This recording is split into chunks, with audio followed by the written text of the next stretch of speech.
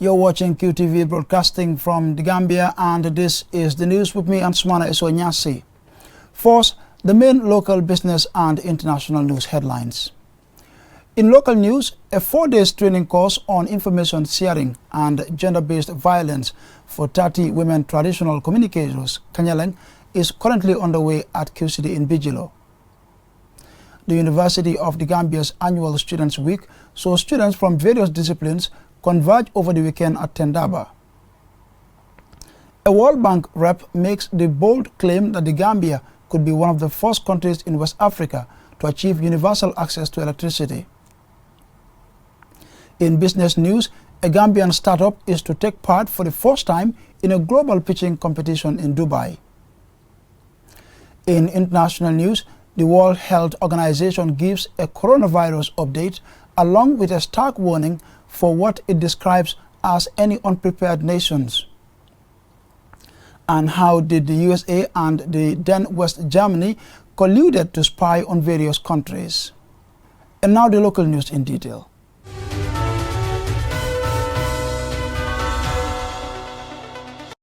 A 4-day training course on information sharing and gender-based violence for 30 women traditional communicators, Kanyeleng, is currently underway at QCity in Bijilo. The training is organized by Women in Liberation and Leadership, WIL, in partnership with the TRRC. I covered the training, and this is my report. Funded by the Canadian Embassy, the training is spearheaded by women's advocacy group WIL and the TRRC. The aim is to use traditional communicators to spread the work of the TRRC and messages of reconciliation in rural communities, with a focus on transitional justice process and raising awareness on the frequent occurrence of sexual and gender-based violence in the Gambia. Speaking to QTV, the founder of Women in Liberation and Leadership, Fatou Balde, says traditional communicators play an important role in rural communities. She added that the training will help her organization and the TRRC in promoting reconciliation and peace building in the country. The importance of this training is that we want to use existing mechanisms that we have within the Gambia to promote reconciliations and peace building. So the part of this training is to give women the information around the Truth Commission, around reconciliation and the reparations, so that when they go back to their communities, they can talk to their people about the different mechanisms and how they can access the TRRC. Boubacar Sambu is the coordinator of the Children and Youth Network at the TRRC. He says that training Kanyelengs on the importance of women participation in the TRRC process will encourage more women to come forward and give their statements to the Commission. These are a group of people who live in these communities. They can use their engagements, traditional ceremonies, they can use naming ceremonies, they can use rallies and pass messages to the people with regard to TRRC and clear a lot of misconception. So where we cannot reach, these are a group of people that can reach everywhere. And that is why TRRC deems it very important to get to this level of people. Participants Yama Samatelo, Lady Councillor for Serakunda, and Fatou El Sonko called on women to participate in the TRRC process. The awareness and the importance of TRRC so that women can come out. So including we the women, we leaders also will help, them to know how to advocate. Any of their advocacy, you will laugh and you will enjoy them and you know what they are saying, the message coming through, so that women can participate and come out. This training is very important, especially for women. If you follow the TRRC public hearings, you will realize that not many women are coming forward to give their statements. And that is why it is important that women are encouraged to participate in the TRRC process. In order to make the Never Again campaign a success, women should take ownership of the TRRC. Participants will also undergo a special training session on truth-seeking, reconciliation, reparations, and the importance of victims giving their statements to the TRRC. Ansumana Esonyasi for QTV News. The University of the Gambia's annual Students' Week saw students from various disciplines converge over the weekend at Tendaba to interact and exchange knowledge on a variety of matters. Ajibintu Drame was there, and this is her report. A week to socialize and exchange knowledge is one of the biggest activities in the University of the Gambia Students' Union calendar, as the buzz of excitement builds natives and residents of Tendaba sing and dance to welcome the students to the 11th edition of Students' Week.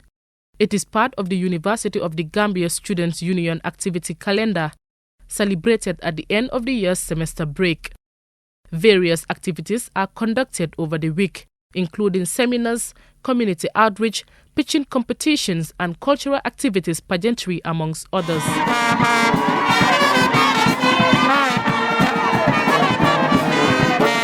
At the opening ceremony, Satang Dumbuya, chairperson of Students' Week 2020, explains this year's theme, Attaining National Development Goals Through University Education. It's the greatest gathering or the biggest gathering of all university students of the Gambia.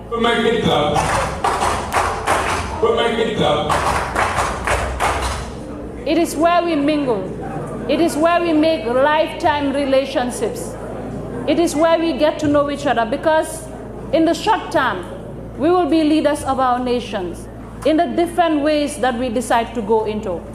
And if we want to change narratives of our country, if we want to do anything for our country to make sure that we are as developed as other countries that are moving, it starts from here. Samuel Amoko, chief accountant of Tendaba, says there is a lot of potential in the students and advises them to work hard and be responsible, as they are the creme de la creme of the future. Professor Dr. Fakir Mohamed Anjum, Vice Chancellor of the University of the Gambia, advised students to serve as role models. He adds that there are always plans to improve the quality of education in the country. As you know, the university is facing a lot of challenges. In spite of the challenges, we are trying to provide you some of the basic facilities. Usienu Sose, Regional Director of TAF Global Africa and one of the sponsors of the activity, expresses gratitude and has this to say. You have an objective to accomplish. You are on social media, you have smartphones. I think you should be trending. A target for this week is, by the time you get out of this camp, that the most trending hashtag in the Gambia should be the Students' Week hashtag. And I think you all should show your voice, and so people will listen. You must have a formidable career center where not just yourselves, but other students that come to the university will know that there's a place that they can go to, inquire about their field of study, and then you can engage the private sector, you can engage government, find out what skills are needed right now in the Gambia, or what are the future skills for employment. How much do they pay? What do I need to do to be best positions? And once you do all of that, then ensure that the freshmen or the new people that are coming into the university have a resource that they can use. If you don't do that, then you're not doing yourselves justice, and you are not doing the future students of the University of the Gambia justice. The University of the Gambia is the highest learning institution in the Gambia, with over 6,000 students specializing in different fields of study. Over 400 students gathered at Tendaba to celebrate Students' Week. Ajibintu Drame, QTV News. The Gambia could be one of the first countries in West Africa to achieve universal access to electricity. That's according to the World Bank Practice Manager for Energy, Mr. Charles Conmier, who was on a 2-day study tour of the OMVG projects in the Gambia. Babukar C reports. The energy sector roadmap identified key short-term priorities to stabilize the system. The medium-term priorities including the goal to achieve universal access by 2025 and diversify the energy mix through imports and solar power to reduce the cost of electricity. As part of the National Development Plan, the roadmap helped to mobilize over $400 million in funding for the energy sector, to which the World Bank contributed $175 million through national and regional operations. The visit took the World Bank team to different power stations under constructions, including a place in Jambur proposed for the house of 20 megawatts solar plant for renewable energy. A feasibility study for a 150 megawatts regional solar plant will further promote the country's renewable energy agenda. Mr. Charles Conmier, World Bank Practice Manager for Energy in West Africa, said that in 2017, the Gambia witnessed a huge electricity shortage And solution to this is to invest in electricity by building more power plants and by using clean and renewable energy. There's a lot of sun here, so the bank has also financed, together with the European Union, the bank has also financed a solar plant. So there's going to be a 20 megawatt solar plant 4 kilometers from here, so that we can take advantage of this new technology. So what we're seeing here is essentially the vision of increasing different sources of electricity, some imports, HFO, and solar, and being able to evacuate that electricity from either from other countries and to the rest of the grid. In addition, the other big project we've done here is to build a network to increase access to electricity to the local people. So there is another project here that is going to essentially build distribution lines for 100 kilometers around this area, so that people that are in this region will also have increased access to electricity. Chris Trimble, Senior Energy Specialist and Tax Team Leader for the World Bank Energy Portfolio in the Gambia, said plans are underway to construct energy plants. No, it's very important. It's hopefully the first of many. You're right, it'll be the biggest one, the first utility-scale solar plant in the Gambia, and we also have battery storage to facilitate the integration of renewables.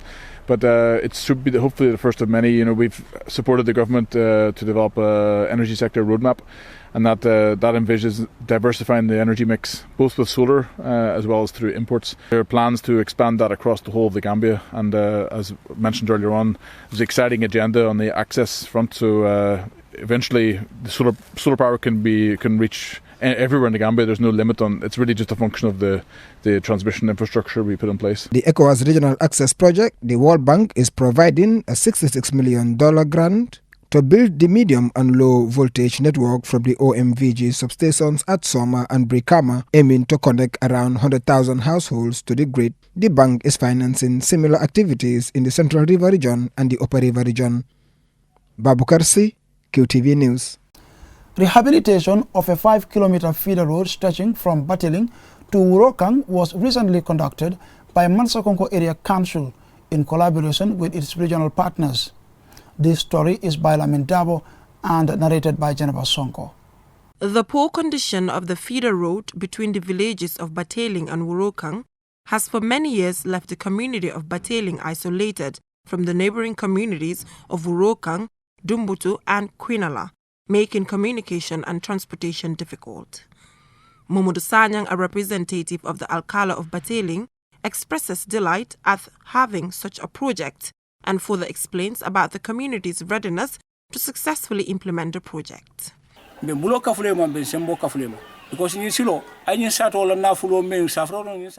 join hands to make sure the rehabilitation work is successful, because a lot of money has been spent on this road. 3 years ago, the youths contributed $40,000 to rehabilitate part of this road, but now the entire road will be renovated. We are grateful. The Chief Executive Officer of Mansakonko Area Council, Pa Said Sise, calls on the people in the region to pay tax on time to enable the council to implement development projects as part of their mandate. You will be surprised to know that Mansakonko Area Council, their total rates on taxes is less than $1 million.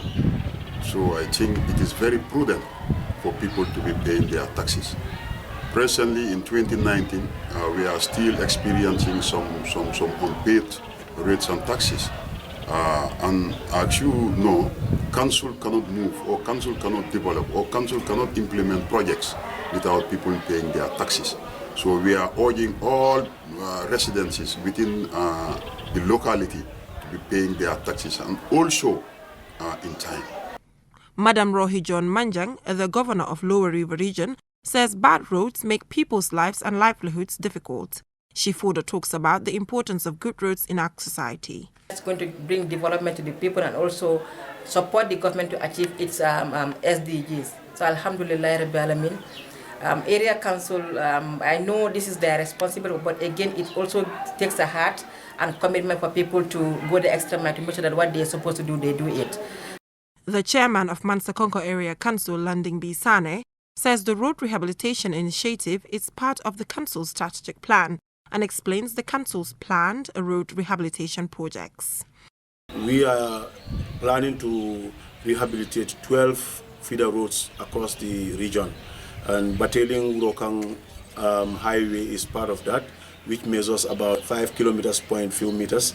And also we have some other roads measuring 5 to 6 kilometers. The shortest distance that we're going to rehabilitate will be 1.5. And we have committed ourselves to do this as way of giving back to the taxpayers the responsibilities that we envisage to do with the expectation that we have been voted into office to provide services for our taxpayers. Mansa Konko Area Council were able to develop a 3-year strategic plan covering 2019 to 2021, aimed at transforming the lives and livelihood of the people in the region through development projects, which are decentralized and based on needs assessment results. Reporting for QTV News, I am Jenna Bosonko. The Rotary Club of Bruceby recently donated school furniture to Charles Jau Memorial Academy in Bundung, with the aim of helping to make students' education conducive and comfortable. Jennifer Sonko reports. After donating school chairs and tables to Jabang Lower Basic School last year, the Rotary Club of Bruceby has on this occasion donated school furniture consisting of tables and chairs to Charles Jau Memorial Academy in Bundung. By the end of last year, we met with the Ministry of Basic and Secondary Education, and then we have a sister club in UK named the Rotary Club of Cleveland. So they met us sometime in 2016, 2017. They've been also involved in this kind of donation. So we came together to get involved in donating school furniture to schools that are in need of it. And then when we met with the Ministry of Basic and Secondary Education, they identified Charles Jau as one of the schools that are in great need of school furniture and some books and other school items as well. SSO is the chairman, Board of Governors at Charles Jau Memorial Academy. When we talk about access to education, we are not only talking about infrastructure, but we also talk about quality teaching and learning materials. Now that the school is expanding by 2 classrooms per year, as we speak right now, we need close to 10 classrooms and 6 immediately. So having these materials now is a great achievement, particularly when we are expecting some infrastructure in terms of buildings. Mr. Sow added that sustainability of the furniture will be easy as the school has a fully functioning asset maintenance policy. A student of the school, Maria Tujalo, is part of the classes affected by inadequate furniture. She says that learning is best when they are comfortable. Rotary Club is an international service organization whose stated purpose is to bring together business and professional leaders to provide humanitarian service and to advance goodwill and peace around the world. Reporting for QTV News, I am Jenna Bosonko. And we now take a short commercial break, but when we come back, in business news, we hear about a Gambian startup taking part in a prestigious pitching competition with the chance of bagging $50,000. And the World Health Organization gives an update and the new name for the coronavirus outbreak. Join us after the break for these stories and more, as well as some sports news.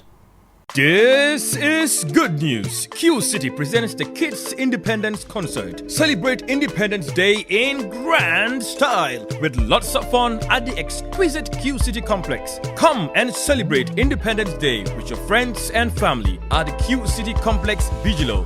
Kids Independence Concert featuring Gambia's finest artists, Hussein Dada, Chana Dodo, Sihu Yafa, Kombonka,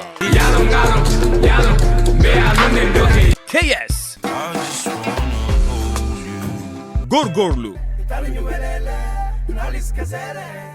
T,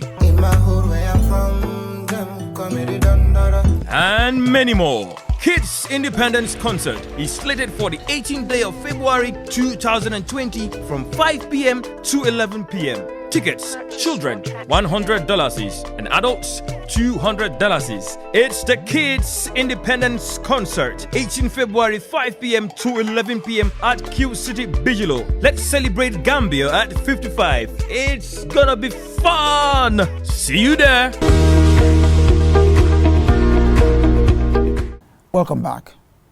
The Gambia is set to participate for the first time at the annual investment meeting pitching competition to be held in Dubai next month. This comes after a successful preliminary competition organized by GAIPA and Startup Incubator Gambia. Jennifer Sonko reports. 8 Gambian startups competed for the big opportunity to be part of 100 startups worldwide to represent their various countries in one of the biggest pitching competitions in the world to be held in Dubai, the United Arab Emirates, from the 24th to the 26th of March 2020. The startups will pitch to an audience of potential investors and partners and stand a chance to win investments up to $50,000 under different categories. At the end of the national competition, Usman Rahman, founder of Dex Delivery Services, emerged victorious. Dex is the first registered local delivery service company in the Gambia. Usman says he's not a winner till he wins the big prize in Dubai next month. I never really envisioned myself as an entrepreneur until when I started working for a company called Dip Africa, and most of the time we were into e-commerce, but delivery component was lurking. And I was sick one time when I needed something done, but nobody was there to get me food. And a friend of mine wanted to volunteer, but in the process charged me a fee. So everything just made sense. This was something I was doing since I was a kid. I would do all the grocery shopping for my family. And up to date, I'm still doing it. My dad would still give me a list of items to buy at the supermarket. So everything made sense. And I started, I quit my job, then started with my bicycle. I had only a bicycle. Chief George William Jai gave us reasons why he had to grade Dex high. The service is innovative for Gambia, it is. And he knew his business forward and backwards. I have this feeling that we asked him the most questions, and he was able to come back to us with responses. Mr. Njai calls on startups to be passionate about their respective businesses, as it is the only quality that can take an entrepreneur ahead of others. One of the major goals of the annual investment meeting is to be a strategic platform to connect startups globally and to support them in meeting potential partners and investors from other parts of the world.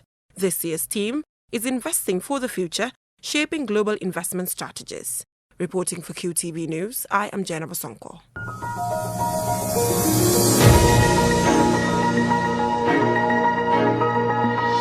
In international news, the World Health Organization has announced that the new coronavirus is henceforth to be known as COVID-19, and it calls it public enemy number 1.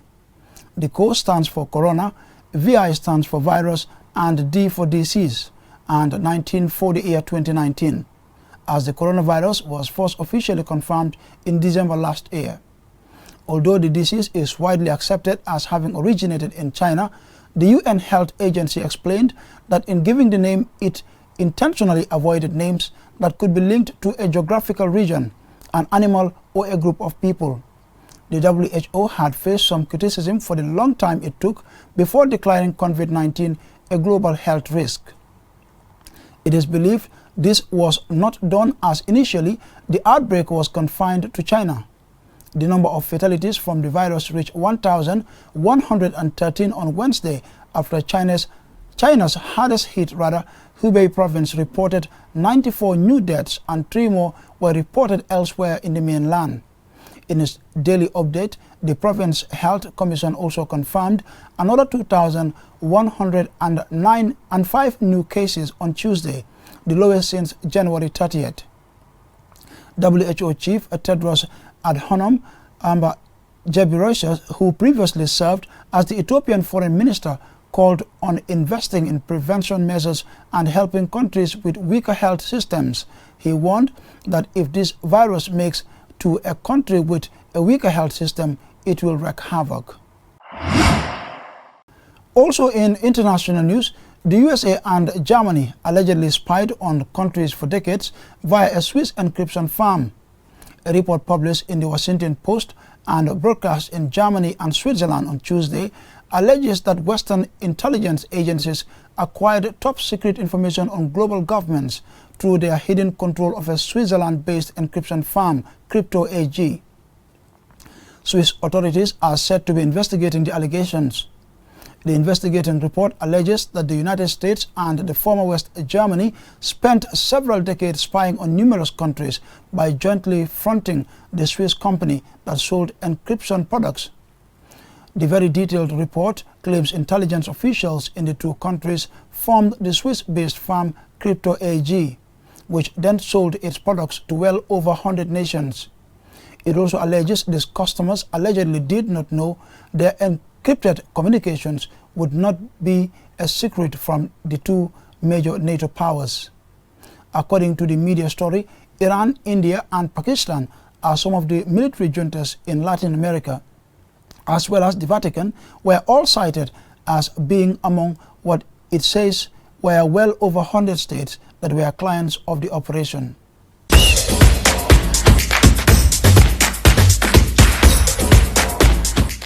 And here to give us the latest sports news is my colleague Ali Usise. Ali, what do you have for us today? Thank you very much, Ansumana. We're starting with football because Togo's former Arsenal, Real Madrid, and Manchester City striker Emmanuel Adebayo has signed for Paraguay club Olympia Asuncion.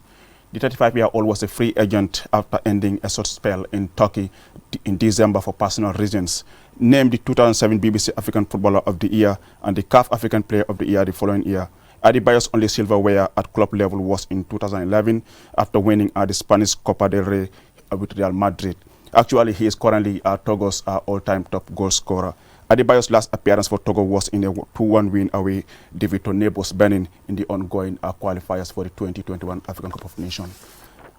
And now to Barcelona, because we're getting reports that Barcelona forward Ousmane Dembele will be sidelined for 6 months after surgery on a serious hamstring tear. The France 22 international was on his way back from injury after sustaining another one last week during a training session. So Dembele has had several injuries since joining Barcelona from Dortmund in 2017. He has played only 3 full matches this season, and then will be out for an extra 6 months as far as this season is concerned. And now to China and Sumatra, because the Chinese Grand Prix has been postponed as a result of the coronavirus. So a new date will be identified for this Chinese Grand Prix. And Sumatra, that's all we have for the sports news today. Well, thank you very much, Ali Usise. My colleague Ali Usise there giving us a rundown of today's sporting stories. Well, I'm afraid that brings us to the end of this edition of the news, but before we take a leave of you, here's a recap for me and headlines. In local news, a 4-day training course on the information sharing and gender-based violence for 30 women traditional communicators, Kanyeleng, is currently underway at QCity in Bijilo. The University of the Gambia's annual Students' Week saw students from various disciplines converge over the weekend at Tendaba. A World Bank rep has made the bold claim that the Gambia could be one of the first countries in West Africa to achieve universal access to electricity. In business news, a Gambian startup is to take part for the first time in a global pitching competition in Dubai. In international news, the World Health Organization has given a coronavirus update along with a stark warning for what it describes as any unprepared nations. And how did the USA and the then West Germany colluded to spy on various countries? Well, that's all we have for you in this edition of the news. Do join us tomorrow for more news. Until then, on behalf of the entire production team, thanks for watching.